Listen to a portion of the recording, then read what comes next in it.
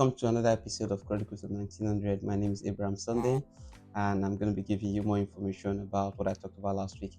Remember, I was talking about how to buy your first mortgage, and I gave you some insight into things that you need to do. I said you must have the prerequisite things done, which is first, you need to sort your account history. So don't take any unnecessary money into your account. Don't try to help somebody transfer money. I said that to you. And I said seek financial advice as well. Very important. And I said get EIP, agreement in principle. If you haven't watched that video, please go back and watch that video because this is a part 2 of that video. And I asked you as well to find the right location for the house. There are things that you need to look at, like crime history and everything. But first, you need to have the leading of the Lord. Where's the Lord asking you to go? Are you changing cities? Are you remaining in the city? Are you moving to somewhere else? You need to pray before you move, because buying a house is not renting a house. Even if you want to rent a house, you need to pray that you're renting the right house. How much more you're buying a house that is a long-term investment. So you need to pray and ensure that you have the leading of the Lord. And then I also mentioned that you need to find a house as well. So have a list of what you want. So I'm going to continue from that today, and I'm going to tell you other things that you need to know about before you go and buy a house, and things that you need to put in place. So I mentioned that you should find the house, have a thick list of what you want. Like, you want a 2-bed or a 3-bed? Do you want it to have a garage? Do you want it to have like garden? Do you want 2 car parks? Do you have 1 car park? These are things that you can't just overlook.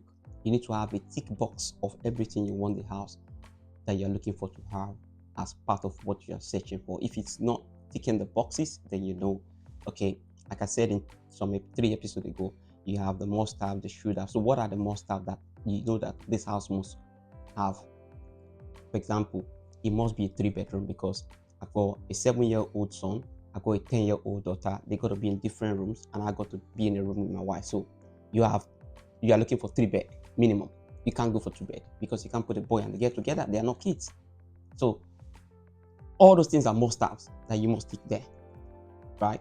Oh, the house should have double garage, but if it's single garage, it's okay. Yes, those are the things you want to do. Oh, I have a car, my wife's got a car. You can't have a house with a 1 car park, and then you have to pay for another car park. Especially if you're in London, you have to pay for car park if you don't have car park. So all those things are things you need to check before you go and buy the house. Then, once you have found the house, right, don't look for one. That's another problem. You can find a house and you put bid for it and you don't get it, or you find a house and the landlord doesn't want to sell to you. I'm telling you, I've been there. People will just see they don't want to sell to you. Okay, so you must find maybe 3 that you're interested in that meets your criteria.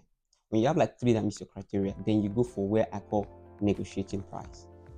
Negotiating price is where you begin to discuss with the seller. Let's say the house is going for 250, right? And you look at how long the house has been on the market. I'm giving you some insight now, right? How long has this house been in the market? If it's been in the market for like a year and nobody has bought the house, it means that there's a room for negotiation, right? Okay, you want to take 250 for this house. I love the house. I've been in the house. I've seen everything. I think I like it. I'm going to have independent survey. That's another thing you must do. You must have the mortgage provider will do survey, but if possible, right, especially if it's not a new house, get an independent surveyor to survey the house before you buy the house. This is not part of what I intend to tell you, but it's very important. An independent surveyor will help you check the house and see if there's anything that is hidden, right, that you need to consider in your negotiation. Because we bought a house before where so many things were hidden from us. We didn't use independent surveyor. We used the mortgage surveyor, and they did their job. In fact, some of them, they do debt survey, which means they don't go to the site to survey the house, right? So we bought the house. It was only after we bought the house we realized that so many things were hidden from us, and it's already we can't do anything about it. I had to go back to my solicitor, and my solicitor said, okay, what do you want us to do? Do you want us to start making requests? But the reality is we were advised by the solicitor to have an independent surveyor that would have surveyed the house and do everything and ensure that all those things have been covered. So independent surveyor is very good. It will help you to look at loopholes, gaps in the house that you can now use to negotiate the price. I'll give you an example. If there's a crack on the wall, or they pinned the property down, you might not understand what it means, but surveyor will tell you what it means. Now, there's a room for you to be able to renegotiate that. If the installation of the property, right, was done and wasn't done properly, or the bathroom has a kind of a crack or a leak that is not visible to your eyes but is in the loft, or there's a leakage somewhere that you are not able to see when you went to view, a surveyor will look for all those things and be able to tell you. Now that gives you room to negotiate. You can say, because of that, this is what my independent survey says. You want to sell the house for 250, but I can't give you 250 because I need to get that done. I need to get that done. I need to get that done. I need to get that done before I move into the house or when I move into the house. And the total cost based on my build cost for all those things is going to cost me £40,000, which means I can give you 200,000 for this house. Now, do you know what you have done? You are reducing the price for the house, but you are not reducing it by trying to undervalue the property. You are negotiating the price based on things that you know you need to do. Now, because the house has been on the market for over a year, there's already a room for you to even negotiate further. You put this house online for over a year. I can see it's been online for a year. Nobody's buying it. It means that you really want to sell it and I want to buy it from you. You know, that's why I'm giving you 200 grand. You do that. From 250, you're already looking into 200 grand. That's how you negotiate.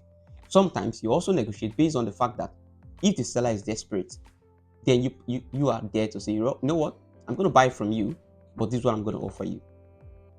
If you don't ask, you don't get. So why don't you ask? So be ready to negotiate the property. Look for every reason that you can use to negotiate the property.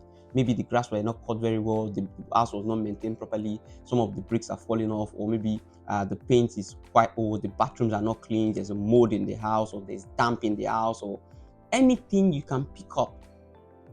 Just if you don't have the experience, get a surveyor. Depending on the value of the house, 500, 1,000 pounds will agree for you. Okay, enough of surveyors, but it's very important. Okay, another thing you must do is that as soon as you have done that, right? If it's for a new house, negotiate. If it's for a old house, negotiate more.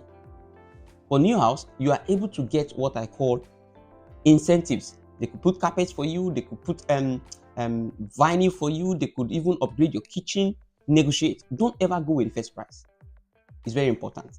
Now, once you have done that, remember, have a potential value of what you want the house to be in the next 5 years. Look at how you can then improve the house. Does the house have potential? For example, kitchen extension, extra room, loft conversion into bedrooms. I'm going to do some episode later on in the middle of the year. I'm going to show you all these things because that's part of what I'm doing at the moment, right? And I'm going to show you a big job that I've done on this. Okay. Now, once you check the potential for the property before you buy it, it means that you can do more to that property after you have bought the property. Wisdom. Okay? Wisdom. Check the potential. If there's potential in the property, buy the property because you can do more with the property later on. And I'll tell you what you can do more later on. That's another episode on its own. Okay? What you must check again is check for onward chain. So there are some properties that the owner cannot move out because they don't have where to go. That's what they call chain. So they need to look for where they are going to be available for you to move into their house. And the person they are moving to their own house as well probably doesn't have where they are going, so they need to look for where they are going to be available before you come. So sometimes chain can be up to 10 people on the ladder, 8 people on the ladder, 5 people on the ladder. But please, as much as possible, avoid chain house.